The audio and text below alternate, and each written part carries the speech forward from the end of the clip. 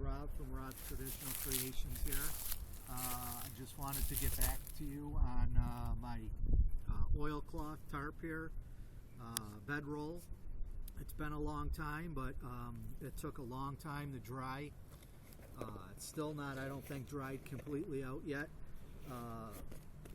It is not tacky anymore, and it's not leaving brown spots whenever I touch it, so I had to put it in the basement for about 2 months after I was secure enough in the fact that it wouldn't burst into flames. You need to be careful of linseed oil like that on cotton material. I don't think that doing it in the summer, if you live in a humid condition like I have here in Buffalo, is a good way to dry it, because I would leave it out overnight, and when I come out in the morning it was soaked right through. It is waterproof, and water will bead up on it right now, the same as my haversack that I made. But today I just wanted to show you what it looked like and how I'm going to use it. I have one of my light wool blankets here, and we're going to roll it up the same way we roll the blanket, and I'll demonstrate that right now. I also have my next project here, and it's not up too good. You'll have to bear with me. It's not done yet. I needed to put some cotton webbing tie-outs or loops on the corners and in the middle and every 2 feet from there, and I haven't done that yet, so I have it tied up with marbles, and as you'll see when we do the close-up, I've got triple thicknesses on the corners, so the marbles might slip out while I'm doing this, so bear with me if it falls down on me. But basically, you have your wool blanket right inside, and this is the way I'm going to use it. Is I would unfold my wool blanket, and I would fold it at the bottom so my feet don't come out, and then basically just insert it into the oilcloth tarp.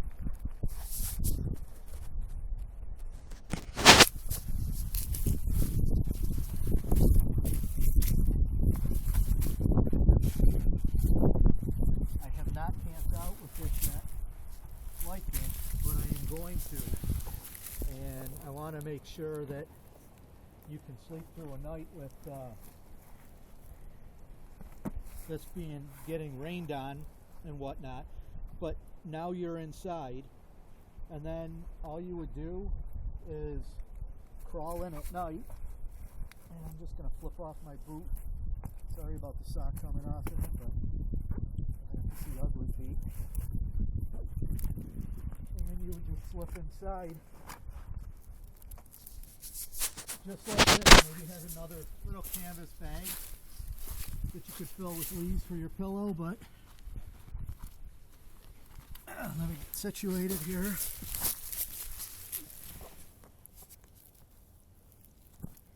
I'm getting mixed up between wool blanket and wool shirt. There we go. I got the blanket here. And this is one of my smaller and lighter wool blankets. So this would be more of a springtime, and it's stuck on something here. I can't tell what. Okay, there we go. And that's it. You would crawl in and hopefully be waterproof. My feet are all the way down to the bottom of the sack, and if it rained, I would probably just scooch in a little more with my legs, and hopefully stay waterproof. So how do we roll this up now? I weighed this out with the oil on this tarp. It weighs 7 pounds. The light blanket that I have here to go with it, again, this would be good for spring or early fall. is another 4 pounds. So you're carrying another 11 pounds with you, but that would ensure that you stay dry and warm on a rainy night. So I'm going to show you how to fold this real quick.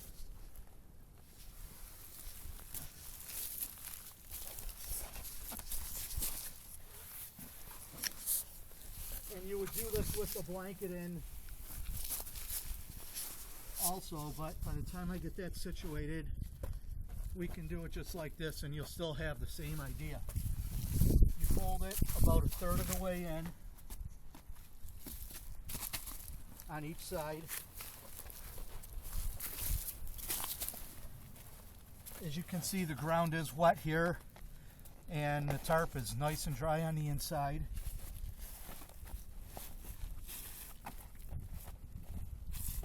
So you've got this folded in almost so that the middles touch. You want to fold the top. Oh, I'd say that's almost a foot. The same thing with the bottom. And when you have a blanket, you can actually keep the blanket, your spare clothes and everything in. When you fold it over like this, it'll give it extra protection. I have a rope here that is just doubled up. You double your rope, and this is how you're going to carry it. You hang the loop end out one side, and then you proceed to roll.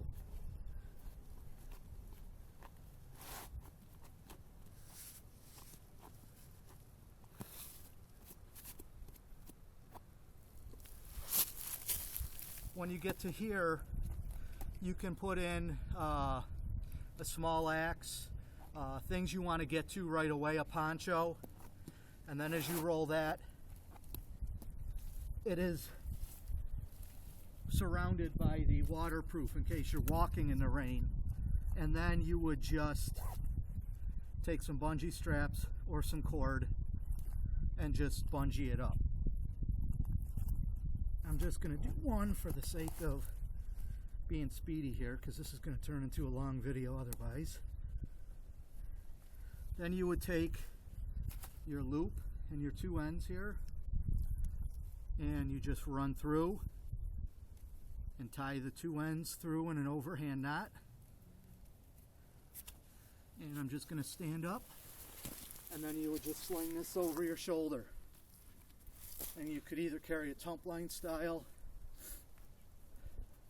or just on your back like that.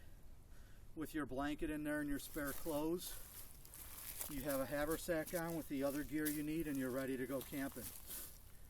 Now if we come over here, I'll show you what I did with this tarp. This was a painter's tarp.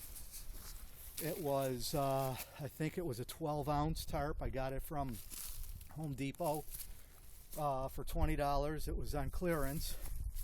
But what I did with this tarp is I took 7-inch canvas squares with the leftover.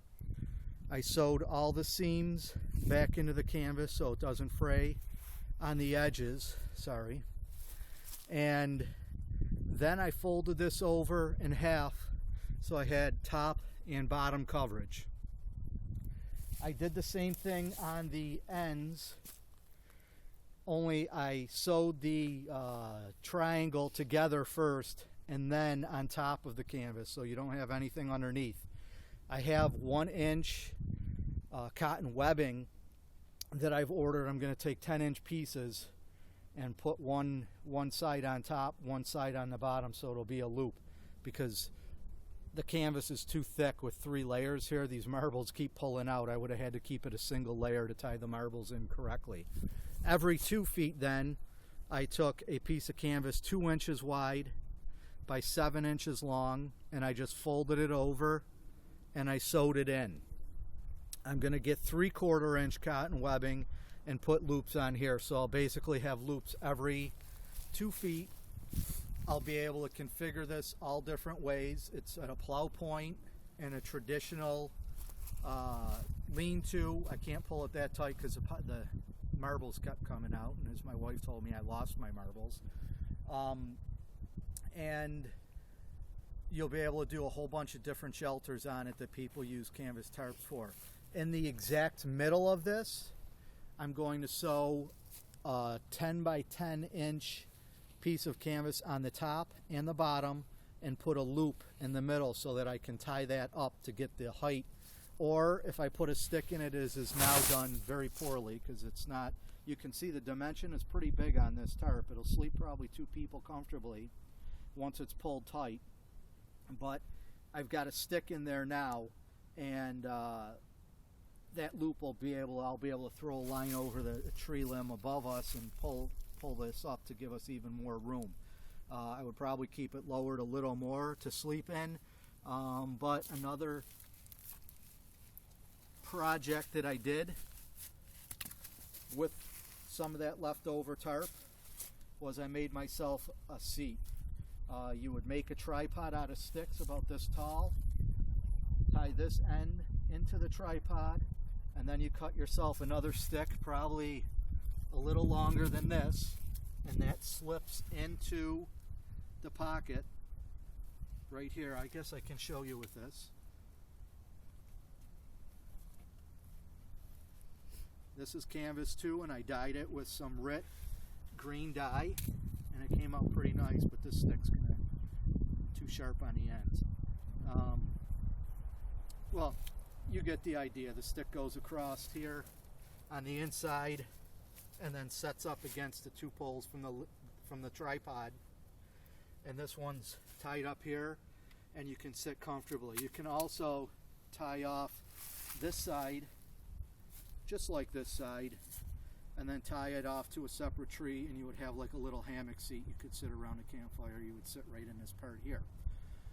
Well, that's going to be it for today. If you have any questions, please write. I'll try to check this video to see if anybody left any comments, but I'm having trouble with the new Google format where comments go and how to answer them and everything else. I'm not a big computer guy, but if you leave a comment and I get it, I will respond. Again, this is Rob from Rob's Traditional Creations. Have a nice day, and remember, get out there and do something.